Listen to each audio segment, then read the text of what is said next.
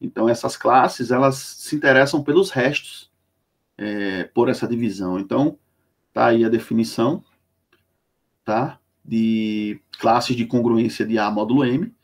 Essa definição, ela traz uma curiosidade interessante, porque ela quer buscar o resto das divisões dos números por esse certo número M.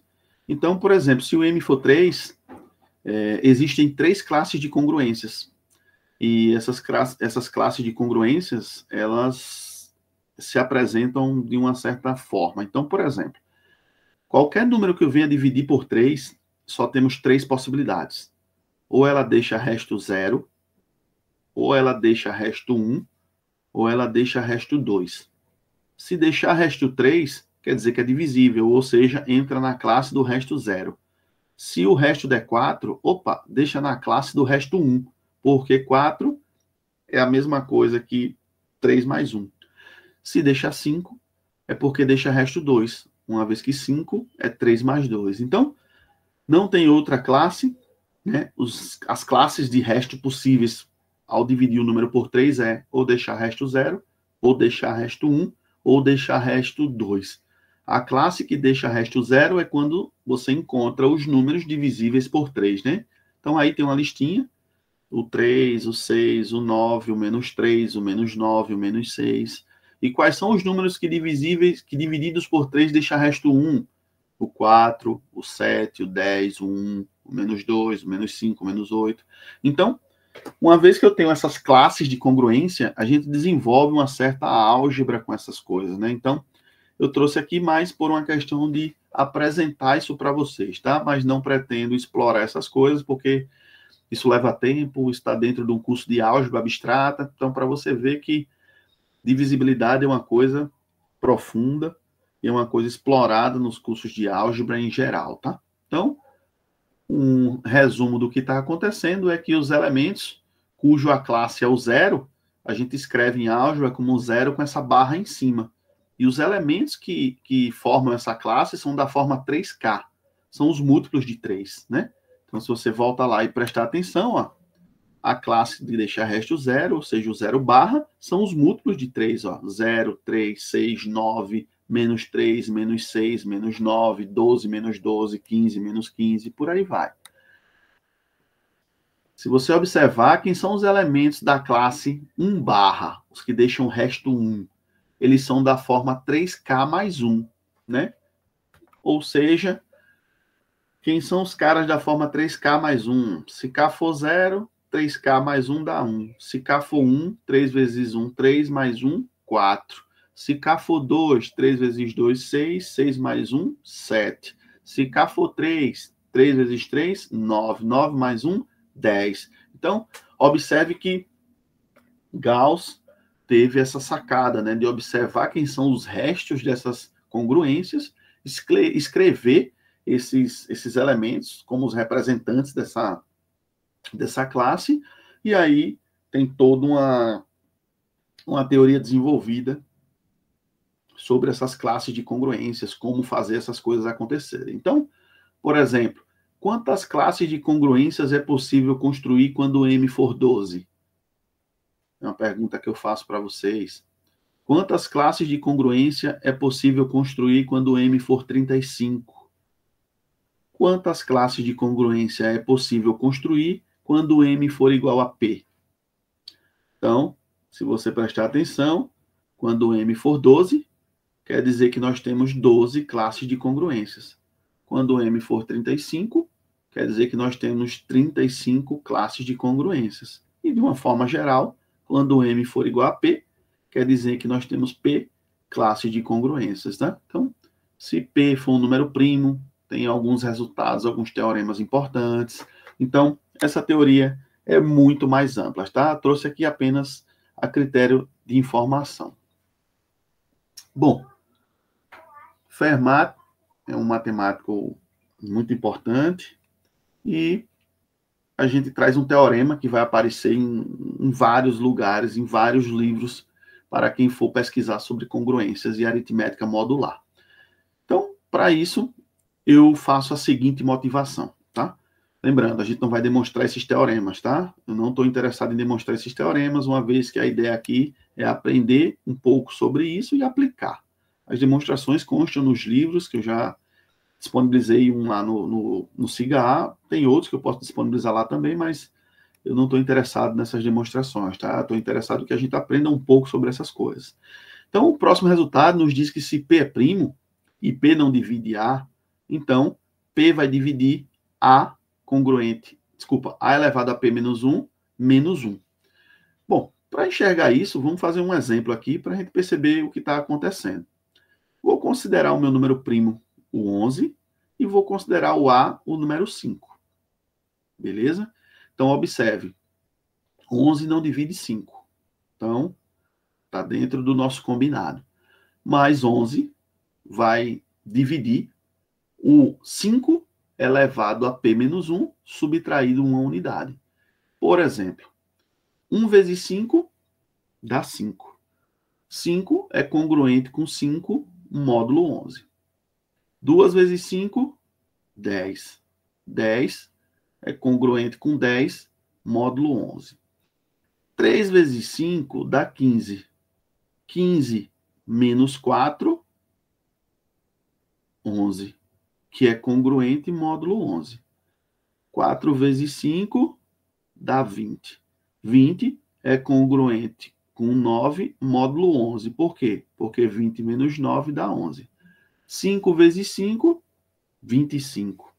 25 menos 3, 22. 22 é congruente com 11. Por quê? Porque 25 por 11 dá 2. 6 vezes 5, 30. 30 menos 8, 22. 22 novamente é divisível por 11. E assim vai, né? Até o 10. Mas para que eu fiz essas observações, né? Pelo seguinte, ó. Observe que 11 não divide nenhum dos produtos que estão na coluna da esquerda nas congruências acima. Então, ó, se você observar, quem está na esquerda, o 11 não divide, né? Então, 5, 10, 4, 9, 3, 8, 2, 7, 1 e o 6. Então, ele não divide esses números. Então, a primeira observação feita é essa.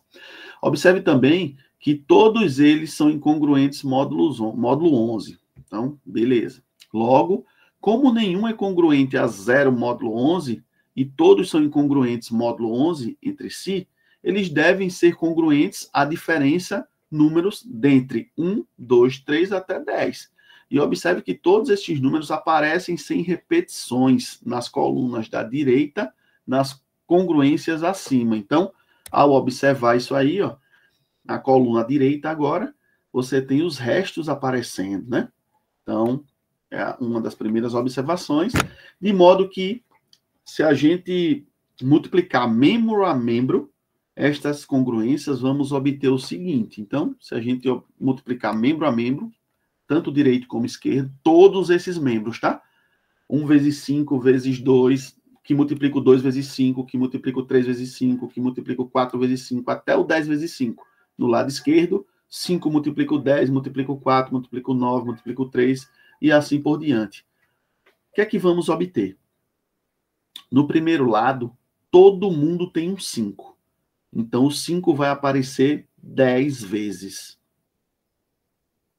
Uma vez que o 5 aparece 10 vezes, sobra 1, 2, 3, 4, até o 10. Ou seja, isso, se vocês lembrarem, é a definição de 10 fatorial. 10 fatorial é 10 vezes 9, vezes 8, vezes 7, vezes 6, vezes 5, vezes 4, vezes 3, vezes 2, vezes 1. Então, no meu lado direito, aparece o 5 em cada parcela, 10 vezes, ou seja, 5 elevado a décima, e aparece a multiplicação de 1 até 10, ou seja, 10 fatorial. Então, o lado direito é 5 elevado a décima vezes 10 fatorial. Já no lado esquerdo, só aparece o produto dos números de 1 a 10, ou seja, 10 fatorial novamente. Portanto, 5 elevado a décima vezes 10 fatorial é congruente com 10 fatorial módulo 11. Então, essa é a conclusão que nós chegamos.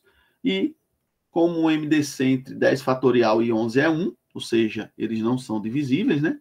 Temos pelo teorema 1.5, que 5 elevado à décima é congruente com 1 módulo 11, o que mostra a validade do próximo resultado, no caso, quando A é igual a 5 e P é igual a 11.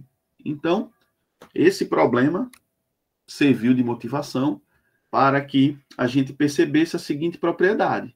Se P é um número primo e A pertence aos naturais, então A elevado a P é congruente com A módulo P. Se, além disso, A e P forem primos entre si, então A elevado a P menos 1 é congruente com 1 módulo P. Então, a gente observa que o Fermat foi um cara muito desenrolado na matemática, né? Com contribuições fantásticas, né? Elegantes. Então, Fermat observou essa propriedade, né? E é uma propriedade que é aplicável o tempo inteiro. Então, observe esse exemplo que eu trago para vocês. Ó.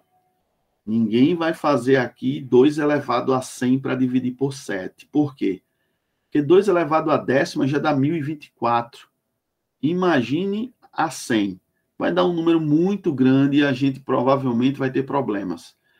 Mas a gente tem o interesse em dividir 2 elevado a 100 por 7.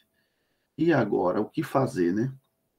Bom, primeira observação é 2 e 7 são números primos. Boa. Então, pelo teorema de Fermat, a gente sabe o seguinte. 2 elevado a sexta é congruente com 1 módulo 7. Por que será que eu fiz isso, né? 2 elevado a sexta. Porque eu quero usar o teorema de Fermat. E o teorema de Fermat diz o seguinte, ó. Se A e P forem primos, então 2 e 7 eram primos. A é 2, P é 7. Então, o que é que diz o pequeno teorema de Fermat? A elevado a P menos 1, ou seja, 7 menos 1 dá 6, é congruente com 1 módulo 7. Então, tá aqui, ó. 2 elevado a sexta é congruente com 1 módulo 7. Não fiz conta nenhuma. Só peguei o 2 e o 7, fui no pequeno teorema de Fermat, observei que 2 e 7 são primos, e o teorema de Fermat me garante que 2 elevado a 7 menos 1 é congruente com 1 módulo 7. Então, essa é a primeira congruência que eu tenho, a mais básica de todas, e dela eu vou usar as propriedades de congruência para chegar no resultado que foi pedido, 2 elevado a 100. Primeira observação. Quanto é 100 dividido por 6? Olha, 100 por 6, deixa resto 4. 16 vezes 6 mais 4. Então, primeira coisa que eu vou fazer é elevar a minha congruência à potência 16. Isso é uma propriedade que a gente mostrou antes, que eu posso elevar tanto a parte da direita como a parte da esquerda da congruência à minha potência 16. Dessa forma, 2 elevado a sexta elevado a 16 é congruente com 1 elevado a 16. Mas 1 elevado a 16 dá o próprio 1. Show de bola. 2 a sexta vezes 16, elevado a 16, é a mesma coisa que 2 elevado a... Quanto é 16 vezes 6? 96, né? Então, cheguei bem próximo do que eu queria. Mas 96 não é 100. Ah, mas agora eu posso multiplicar a minha congruência em ambos os lados por 2 à quarta. Por quê? Porque se você prestar atenção, 2 elevado a 96 vezes 2 à quarta, a gente mantém a base, que é o 2, 96 mais 4 dá 100. Então, ao fazer isso em ambos os lados, eu tenho que, no lado direito, eu consigo o 2 elevado a 100. No lado esquerdo, fica 1 vezes 2 à quarta. 2 à quarta é 16. 16 por 7 deixa resto 2. Opa! Cheguei no resultado que eu tanto queria. 2 elevado a 100 é congruente com 2 módulo 7. Ou seja, ao dividir 2 elevado a 100 por 7, eu obtenho como resto dessa divisão o número 2. Então, observe que o pequeno teorema de Fermat ele é uma ferramenta importantíssima para resolver esses problemas de resto de divisão. E no meio do caminho, eu vou ter que ter essa malandragem, eu vou ter que ter essa percepção de que eu vou ter que usar as regras da potência de congruência, a regra da soma de congruência, a regra do produto de congruências, para poder resolver meus problemas sem ter que dividir 2 elevado a 100 de verdade por 7. Em alguns casos, isso vai ser inviável, eu não vou conseguir fazer essa divisão. Eu vou ter que brincar com essas manipulações. E brincar com essas manipulações requer um certo tempo e habilidade para que a gente comece a fazer essas primeiras congruências. Então, não sei se vocês compreenderam o que foi feito aqui, mas tudo que foi feito aqui foi utilizando as propriedades que foram desenvolvidas anteriormente, não esquecendo que o foco principal para começar a resolver a congruência foi o pequeno teorema de Fermat, de observar que no meu problema fornecido, 2 e 7 eram primos. A partir disso aí, o teorema de Fermat pede para que a gente reescreva a nossa divisão como sendo 2 elevado a 7 menos 1, que é 2 a sexta, congruente com 1 módulo 7. E a partir daí eu comecei toda a brincadeira, observando que para chegar de 6 a 100, eu precisei elevar a potência 16, uma vez que 6 vezes 16 dava 96, mas faltava 4 para 100. E aí multipliquei ambos os lados por 2 a quarta.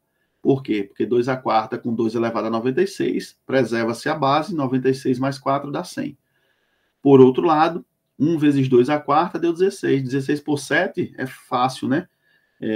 2 vezes 17 dá 14, mais resto 2, né? Então, percebi que 2 elevado a 100 deixa resto 2 quando dividido por 7. Então, essa é a brincadeira ao qual Fermat resolveu, né? Então, o Fermat, ele tem uma história brilhante na matemática, né? Deixou suas contribuições, inclusive na teoria dos números.